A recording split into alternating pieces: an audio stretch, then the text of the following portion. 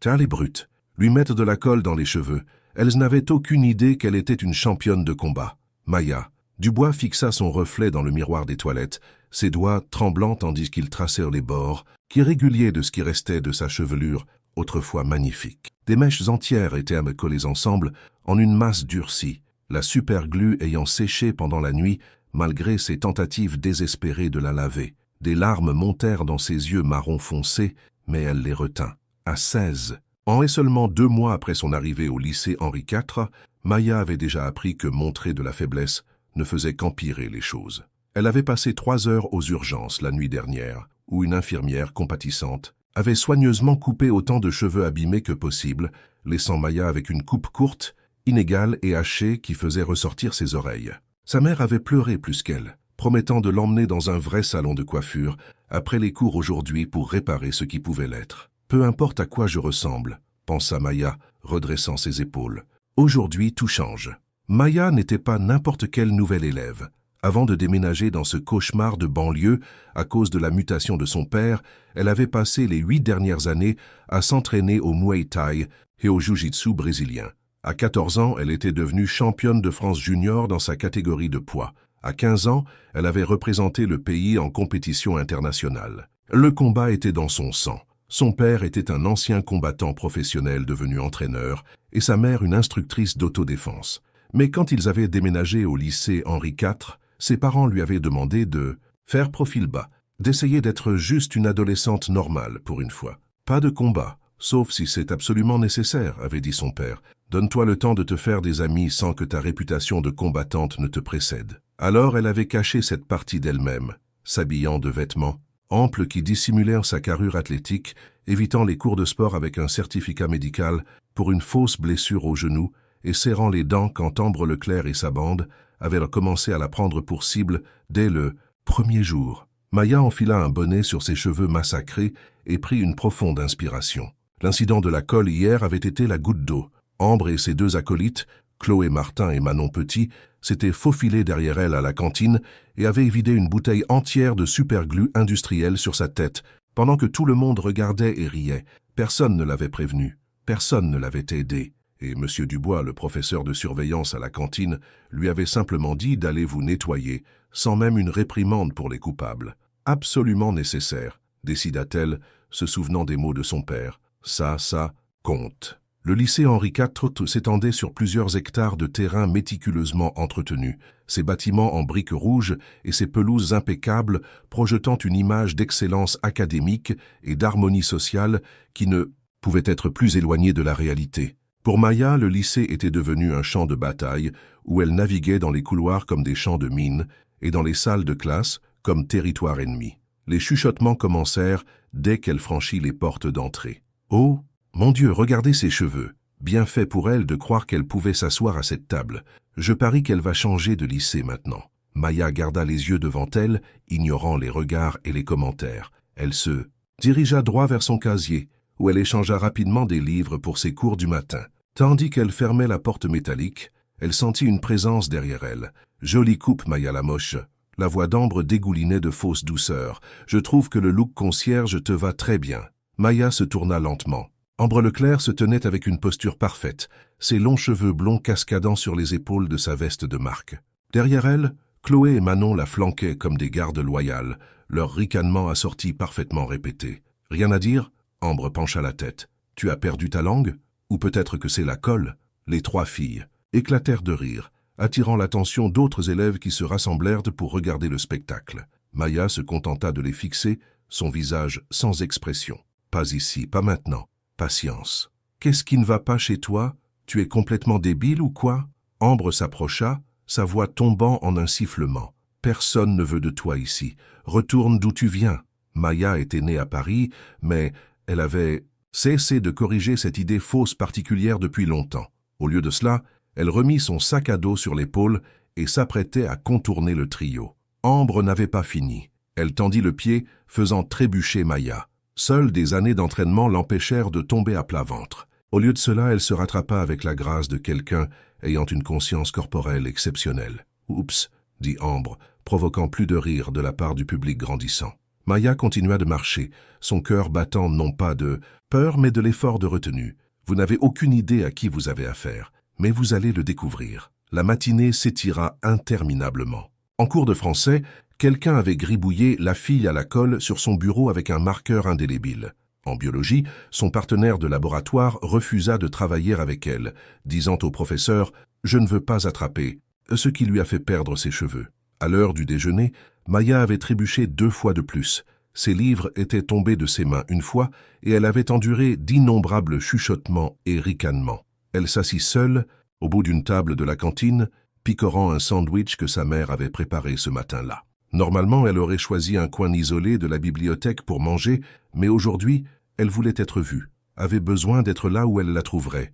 Elle n'eut pas à attendre longtemps. « Eh bien, si ce n'est pas la sans-cheveux », annonça Ambre, plaçant son plateau juste en face de Maya. Chloé et Manon la rejoignirent, ainsi que 2 élèves masculins, le petit ami d'Ambre, Thomas Bernard, un joueur de rugby trapu avec plus de muscles que de cervelle, et son ami Julien Garcia, grand et mince avec des yeux perpétuellement plissés. Maya continua de manger, sans lever les yeux. « Hé, je te parle !» claqua Ambre, tendant la main pour faire tomber le sandwich de Maya par terre. « Mon Dieu, tu es tellement bizarre. Pas étonnant que tu n'aies pas d'amis. » Thomas rit. Peut-être qu'on devrait lui coller la bouche la prochaine fois, pour améliorer son look. Maya lentement leva les yeux pour rencontrer les siens. « Tu ne devrais pas faire de menaces que tu ne peux pas tenir. » La table se tut un moment, avant qu'ils n'éclatent tous de rire. « Oh mon Dieu, ça parle !» s'exclama Manon. « Et ça fait des blagues. » « Ce n'était pas une blague, » dit Maya doucement, mais elle n'écoutait pas. « Qu'est-ce que tu vas faire, aller pleurer chez le proviseur encore ?» se moqua Ambre. « On sait tous que ça a super bien marché la dernière fois. » Maya était effectivement allée voir le proviseur Moreau après la première semaine de harcèlement. Il l'avait assuré qu'il parlerait avec les élèves impliqués, mais rien n'avait changé sauf l'intensité du harcèlement. « Non, » dit Maya, se levant de sa chaise, « je ne vais pleurer chez personne. » Elle s'éloigna, laissant son déjeuner. Derrière elle, sentant leurs yeux sur son dos. Tandis qu'elle poussait les portes de la cantine, elle entendit Julien crier « Sauve-toi la chauve, fais attention à tes arrières !» « Non, » pensa-t-elle. « C'est vous qui devriez faire attention aux vôtres. » Le reste de la journée passa dans un flou de chuchotements et de regards en coin. En cours de sport, auquel Maya assistait pour la première fois depuis son arrivée au lycée Henri IV, coach Lefebvre l'avait regardé et avait dit « Dubois, vous êtes dispensé si vous voulez vous asseoir », gesticulant vaguement vers sa tête. « Je peux participer », répondit Maya, enlevant son bonnet pour révéler ses cheveux coupés en désordre dans toute leur splendeur. Quelques filles ricanèrent derrière leurs mains. « Comme vous voulez », haussa les épaules coach Lefebvre, clairement mal à l'aise. « On fait de l'autodéfense de base aujourd'hui. » Maya faillit rire de l'ironie. Au lieu de cela, elle prit sa place parmi les autres élèves, tandis qu'ils se mettaient en binôme pour les démonstrations. « Je prends la nouvelle », se porta volontaire Thomas avec un sourire narquois, s'avançant avant que le coach ne puisse assigner les partenaires. « J'y vais doucement, ne t'inquiète pas. » Coach Lefebvre hésita puis hocha la tête. « Rappelez-vous, c'est juste une démonstration, pas de contact réel. »« Bien sûr, coach, » dit Thomas, ses yeux ne quittant jamais Maya. Ils se firent face. Sur les tapis, Thomas la dominait, sa carrure athlétique imposante dans sa tenue de sport. Il s'attendait clairement à ce qu'elle soit intimidée. « Évasion de poignet de base, » expliqua le coach. Thomas attrapait le poignet de Maya comme si vous alliez l'entraîner quelque part. « Maya, je vais vous expliquer comment vous libérer. » Thomas saisit son poignet droit, sa prise inutilement serrée, ses doigts s'enfonçant dans sa chair. « Peur ?» murmura-t-il. Maya le regarda droit dans les yeux. « C'est toi qui devrais l'être. » Avant que le coach ne puisse commencer les instructions, Maya exécuta une évasion de poignet parfaite, tordant son bras dans un mouvement fluide qui cassa la prise de Thomas instantanément. Le mouvement était si fluide et maîtrisé qu'il semblait sans effort. Thomas cligna des yeux de surprise. Coup de chance, on réessaie. Cette fois, il saisit ses 2 poignets, son expression s'assombrissant. Encore une fois, Maya se libéra avec une aisance exercée, utilisant l'effet de levier plutôt que la force. « Très bien, Maya », appela coach Lefebvre, ayant l'air légèrement surpris. « Vous avez déjà fait ça ?» Maya haussa les épaules. « Un peu. » Le visage de Thomas rougit d'embarras tandis que des ricanements parcoururent la classe. « On essaie autre chose, » grogna-t-il doucement. « Et un étranglement ?» Avant que le coach ne puisse intervenir, Thomas s'élança, enroulant son bras autour du cou de Maya par derrière dans une grossière prise de tête. C'était une violation, flagrante de la règle du pas de contact, mais Thomas s'attendait clairement à s'en sortir. Pendant une fraction de seconde, Maya envisagea de démontrer exactement comment contrer une prise de tête, un mouvement qui laisserait Thomas à plat sur le dos, peut-être avec une épaule déboîtée. Au lieu de cela, elle se laissa aller, permettant à coach Lefebvre de se précipiter et de les séparer. « Bernard, ça suffit. Au bureau du proviseur, tout de suite. C'était juste une démonstration, protesta Thomas. Mais le coach, non, voulait rien savoir. Tout de suite, Bernard. » Tandis que Thomas s'éloignait d'un air renfrogné, il lança à Maya un regard venimeux. « Ce n'est pas fini. » Maya se contenta de le regarder partir, son expression neutre. « Non, ce n'est pas fini. Mais ça le sera bientôt. » Après les cours, Maya s'attarda à son casier plus longtemps que nécessaire, organisant méthodiquement des livres qu'elle n'avait pas besoin de ramener à la maison. Du coin de l'œil, elle regarda la plupart des élèves sortir du bâtiment, se dirigeant vers les bus ou le parking des élèves. Elle attendait des personnes spécifiques. Sa patience fut récompensée quand Ambre, flanquée comme toujours de Chloé et Manon, descendit le couloir d'un pas arrogant vers le gymnase pour l'entraînement des Pom-Pom Girls. Maya ferma son casier et la suivit à distance, se glissant dans le vestiaire des filles quelques minutes après elle. À l'intérieur, le bavardage des Pom-Pom Girls résonnait contre les casiers métalliques et les sols carrelés. Maya se déplaça silencieusement vers un banc dans un coin où elle s'assit et commença à délasser ses chaussures comme si elle se préparait à se changer. En réalité, elle regardait, écoutait. « Tu as vu sa tête au sport aujourd'hui ?» disait Ambre, sa voix portant à travers la pièce. Quand Thomas l'a attrapée, j'ai cru qu'elle allait faire pipi dans sa culotte. Dommage que le coach soit intervenu, répondit Chloé. Thomas ne faisait que commencer. Ne t'inquiète pas, dit Ambre, baissant légèrement la voix. Il l'attend sur le parking après l'entraînement. Julien aussi. Ils vont lui faire tellement peur qu'elle ne reviendra jamais. Les filles rirent, ignorant que le sujet de leur conversation était à portée de voix. Maya absorba cette information sans réaction, continuant ses préparatifs. Elle se glissa dehors avant qu'aucune d'elles ne la remarque. Au lieu de se diriger vers la sortie, Maya se dirigea vers le terrain de sport derrière le lycée. Là, elle trouva un endroit isolé derrière le local à matériel et commença une série d'étirements. Pour la première fois depuis qu'elle avait déménagé au lycée Henri IV, elle se permit de suivre sa routine d'avant-combat, détendant des muscles qui s'étaient tendus par manque d'usage. Pendant qu'elle s'entraînait, Maya pensa aux avertissements de ses parents. Ils avaient de bonnes intentions, voulant qu'elle vive sa vie autrement qu'en tant que la fille qui se bat. Mais ils n'avaient pas anticipé ce niveau de cruauté, n'avaient pas compris ce que signifiait être l'étrangère dans un endroit comme le lycée Henri IV. Après ces étirements, Maya enleva son bonnet et son sweat ample, restant en débardeur malgré le froid de l'automne. Elle ferma les yeux et commença à faire du shadow boxing, ses mouvements précis et puissants. Les coups de poing fendèrent l'air, suivis de coups de coude, de coups de genoux et de coups de pied parfaitement exécutés. Son corps se souvenait de ce que son esprit avait été forcé de supprimer. Pendant 45 minutes, elle s'entraîna seule, jusqu'à ce que le son lointain des Pom-Pom Girls, quittant le gymnase, signala qu'il était temps. Maya remit son sweat mais laissa le bonnet de côté. Elle voulait qu'ils la voient, qu'ils se souviennent exactement de qui ils avaient appris pour cible. Il est temps d'en finir. Le parking des élèves était presque vide quand Maya le traversa. Ses pas délibérés et sans hâte. Près du coin le plus éloigné, près d'un groupe d'arbres qui séparait la propriété du lycée du parc adjacent, elle les aperçut. Thomas et Julien, appuyés contre le pick-up de Thomas, attendant clairement. Ambre, Chloé et Manon se tenaient à proximité, toujours dans leurs uniformes de Pom-Pom Girls. Maya marcha directement vers eux, maintenant un rythme régulier. « Eh bien, regardez qui voilà !» cria Thomas tandis qu'elle approchait. « La chauve a décidé de se montrer.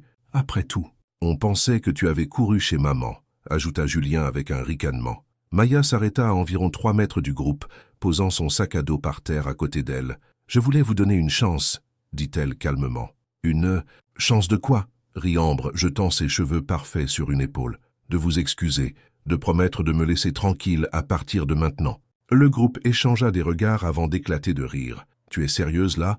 Thomas se détacha du pick-up, faisant un pas vers elle. « Tu crois que tu es en position de faire des exigences ?» Maya resta immobile. « Ce n'est pas une exigence. C'est une opportunité, la seule que vous aurez. » « Écoutez cette bizarre, » gloussa Chloé. « Qu'est-ce que tu vas faire si on ne s'excuse pas? Nous tabasser tous ?» Maya rencontra son regard fixement. « Oui. » Il y eut un moment de silence stupéfait avant qu'ils ne recommencent à rire, plus fort cette fois. « Oh mon Dieu, elle est vraiment folle !» halta Manon entre 2 éclats de rire. Thomas s'approcha, maintenant à seulement quelques mètres, de Maya. « Je crois qu'on doit te donner une leçon sur les menaces, dit-il, sa voix tombant en un grognement menaçant. Tiens-lui les bras, Julien. Julien s'avança avec empressement, tendant la main vers Maya. Ce qui se passa ensuite deviendrait plus tard une légende du lycée, bien que les détails varieraient énormément selon qui racontait l'histoire. Tandis que les mains de Julien l'atteignaient, Maya bougea avec une vitesse explosive.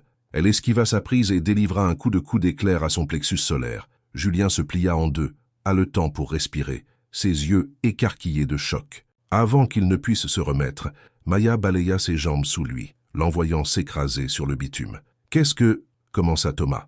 Mais Maya se tournait déjà vers lui. Il lança un poing charnu vers sa tête, un coup qui aurait causé de sérieux dégâts s'il avait touché. Mais Maya s'y soustrait avec une grâce fluide, entrant dans sa portée. Sa contre-attaque fut une combinaison enseignée par son père, 2 coups au corps rapides, suivis d'un crochet dévastateur à la mâchoire. Thomas chancela en arrière, son expression mélange de douleur et d'incrédulité. Maya pressa son avantage, délivrant un coup de pied circulaire parfaitement exécuté à sa cuisse.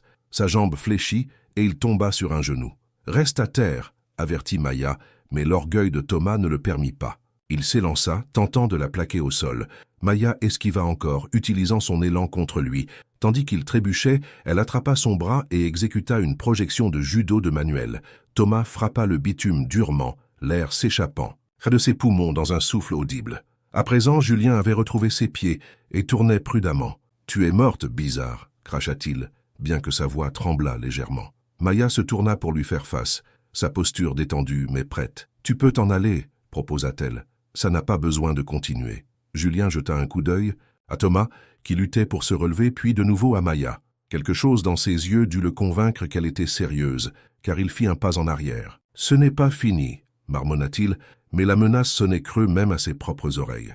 Maya tourna son attention vers les 3 filles qui avaient regardé la confrontation brève, mais décisive, avec une horreur croissante. « Vous m'avez mis de la colle dans les cheveux, » dit-elle, sa voix étrangement calme tandis qu'elle avançait vers elle. « Vous m'avez tourmenté pendant des semaines, m'avez insulté, répandu des rumeurs, fait de ma vie un enfer. » Ambre retrouva sa voix la première. « C'était juste une blague, on s'amusait juste. »« Vous amusiez ?» répéta Maya. « C'était amusant quand j'ai dû aller aux urgences, quand ils ont dû couper des mèches de mes cheveux, quand j'ai pleuré jusqu'à m'endormir. » Elle n'était plus qu'à quelques mètres d'elle maintenant. Chloé et Manon commencèrent à reculer, mais Ambre tint bon, bien que sa façade confiante s'effondra rapidement. « Qu'est-ce que tu vas faire ?» demanda Ambre, sa voix à peine plus qu'un murmure. Maya s'arrêta juste devant elle. Pendant un long moment, elle se contenta de fixer les yeux d'Ambre, laissant l'autre fille voir exactement qui elle était vraiment. Pas une victime, mais une prédatrice qui s'était retenue. Puis avec une vitesse qui fit tressaillir Ambre, Maya tenda la main et arracha un seul long cheveu blond de la tête d'Ambre. « Je pourrais te faire mal, » dit Maya doucement. « Je pourrais t'humilier comme tu m'as humilié, mais ça ferait de moi quelqu'un comme… Toi ?» Elle tient le cheveu blond. Considérez ceci comme un rappel. Chaque fois que vous pensez à prendre pour cible quelqu'un de plus faible, rappelez-vous que vous ne savez jamais qui ils sont vraiment. La prochaine fois, ce pourrait ne pas être quelqu'un avec ma retenue. Ambre déglutit difficilement, ses yeux fixés sur le visage de Maya. « On a fini ici », déclara Maya, reculant. « Faites passer le mot. Maya Dubois est intouchable. Tout, comme quiconque que vous avez tourmenté. Ça s'arrête aujourd'hui. » Elle se tourna et retourna chercher son sac à dos, consciente de leurs yeux sur elle, mais sans se soucier. Thomas avait réussi à se relever, serrant ses côtes, son expression. Mélange de douleur et de fureur. « Tu ne peux pas juste, » commença-t-il. Maya le coupa d'un regard. « Je peux, je l'ai fait, c'est fini, Thomas. » Tandis qu'elle s'éloignait, elle entendit la voix de Chloé derrière elle. « Qui diable est-elle ?»« Ils le sauront assez tôt, » pensa Maya. « Ils le sauront tous. » La nouvelle se répandit dans le lycée Henri IV comme une traînée de poudre. Dès le lendemain matin, tout le monde avait entendu une version de ce qui s'était passé sur le parking. Les histoires devinrent plus élaborées à chaque récit. Maya avait affronté 5 joueurs de rugby. Elle avait mis Thomas à l'hôpital. Elle était secrètement une artiste martiale olympique sous protection de témoins. La vérité était assez impressionnante. Quand Maya franchit les portes d'entrée, portant à nouveau son bonnet, mais avec une nouvelle confiance dans sa démarche, les élèves s'écartèrent pour la laisser passer. Des chuchotements la suivirent, mais ils étaient différents maintenant, curieux plutôt que cruels, respectueux plutôt que moqueurs. À son casier, elle trouva Lucas Silva, qui l'attendait. Un élève de terminale tranquille qui avait été témoin de son humiliation à la cantine de nombreuses fois, mais n'était jamais intervenu, il la regardait maintenant avec de nouveaux yeux. « C'est vrai ?» demanda-t-il sans préambule. « Tu as vraiment mis Thomas et Julien à terre ?» Maya haussa les épaules, tandis qu'elle ouvrait son cadenas à combinaison. « Il n'aurait pas dû me menacer. » Lucas hocha la tête lentement. « Mon cousin fait du MMA. Il a dit que ta forme était parfaite. Il a dit que tu avais manifestement un entraînement sérieux. » 8 ans, répondit Maya, ouvrant son casier. Championne de France dans ma catégorie de poids depuis 3 ans. Les yeux de Lucas s'écarquillèrent. Pourquoi tu n'as rien dit? Pourquoi tu les as laissés te traiter comme ça si longtemps? Maya réfléchit à la question tandis qu'elle échangeait des livres. Mes parents voulaient que j'essaie d'être normale pour une fois. Me faire des amis pour qui je suis, pas pour ce que je peux faire sur un ring. Elle ferma le casier et se tourna pour lui faire face entièrement. Ça n'a pas très bien marché. Je suis désolé, dit soudain Lucas, de ne pas avoir aidé, d'avoir regardé sans rien faire. Les excuses la surprirent. Pourquoi aurais-tu aidé? Tu ne me connaissais pas. Ce n'est pas une raison suffisante, répondit-il, ayant l'air sincèrement honteux. Aucun de nous n'aurait dû laisser ça. Continuez, nous étions des lâches. Maya ne s'attendait pas à ça, une responsabilité de la part d'un témoin. Cela adoucit quelque chose en elle, qui s'était endurci au cours des derniers mois. Eh bien, dit-elle après un moment, tu peux te rattraper en me montrant où est la salle de classe de calcul. Je suis ici depuis 2 mois, et je me perds toujours. Lucas sourit, le soulagement évident dans son expression. Je peux faire ça. Tandis qu'ils marchaient ensemble vers la classe, Maya remarqua le changement dans la façon dont les gens la regardaient. Il y avait de la curiosité, oui, et une bonne dose de prudence, mais il y avait aussi quelque chose qui avait été entièrement absent auparavant, le respect. À la cantine au déjeuner, Maya s'assit à sa table isolée habituelle, plus par habitude que par préférence. Elle venait de déballer son sandwich quand une ombre tomba sur la table. Levant les yeux, elle fut surprise de voir Ambre debout là, seule pour une fois. La posture confiante de la pom-pom girl avait disparu, remplacée par une énergie nerveuse qui la faisait se déplacer d'un pied sur l'autre. Maya attendit, ne disant rien. « Je peux m'asseoir » demanda finalement Ambre, sa voix inhabituellement soumise. Maya la considéra longuement avant d'hocher la tête une fois. Ambre glissa sur le banc en face d'elle, posant son plateau avec des mouvements prudents. De près, Maya pouvait voir que ses yeux étaient cernés de rouge, comme si elle avait pleuré. « Je suis désolé » lâcha Ambre après un silence tendu. « Ce qu'on t'a fait, ce que j'ai fait, c'était cruel et mal, et je suis désolé. » Maya l'étudia, cherchant des signes de manque de sincérité, n'en trouvant aucun. « Pourquoi tu as fait ça ?» Ambre baissa les yeux vers sa nourriture intacte. « Je ne sais pas, parce que tu étais différente. Parce que tu n'avais pas l'air de te soucier de ce que pensèrent les autres. Parce que... » Elle s'interrompit, puis avoua d'une petite voix, « Parce que je pouvais, et personne ne m'arrêtait. » L'honnêteté était inattendue. Maya prit une bouchée de son sandwich, mâchant pensivement avant de répondre. « Excuse acceptée, ne le refais plus, ni à moi, ni à personne d'autre. » Ambre leva les yeux, clairement surprise par l'acceptation directe. « Juste comme ça ?»« Juste comme ça, » confirma Maya. « Garder rancune prend trop d'énergie. » Elles mangèrent en silence pendant quelques minutes avant qu'Ambre ne parle de nouveau. « Tes cheveux ont l'air plutôt cool comme ça en fait. Différent, mais cool. » Maya toucha ses mèches coupées en désordre avec conscience de soi. « Ma mère m'a emmené chez sa coiffeuse hier. Elle a égalisé, mais il n'y avait pas grand-chose à faire avant que ça repousse. »« Ça te va bien, » dit Ambre, et ça semblait sincère. « Ça te donne l'air coriace. » Maya faillit sourire à cela. « Je n'ai pas besoin d'une coupe de cheveux pour être coriace. »« Non, » acquiesça Ambre, « certainement pas. » À la fin de la semaine, la dynamique du lycée Henri IV avait notablement changé. Thomas et Julien gardèrent leur distance, soignant à la fois leurs blessures et leur orgueil blessé.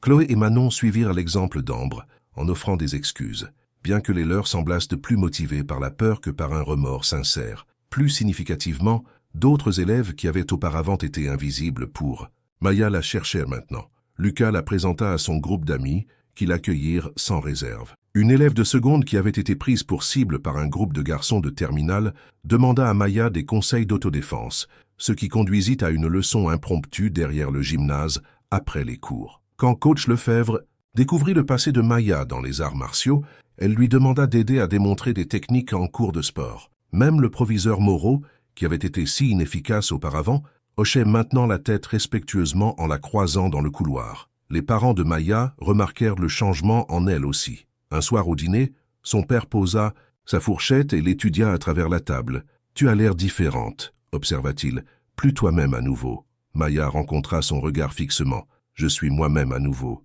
Est-ce que ça a quelque chose à voir avec le fait que le père de Thomas Bernard m'a appelé, faisant des menaces vagues concernant les blessures de son fils? Maya ne sia pas. « Il m'a attaqué. Je me suis défendu. » Son père soupira, mais il y avait un soupçon de fierté dans ses yeux. « On voulait que tu aies une chance d'être normal. La normalité est surestimée, » répondit Maya avec un petit sourire. « D'ailleurs, c'est ça ma normalité. Le combat fait partie de qui je suis. Je ne peux pas faire semblant que ce n'est pas le cas, juste pour mettre les autres à l'aise. » Saté. Mère tendit la main à travers la table pour lui serrer la main. « Nous sommes désolés, ma chérie.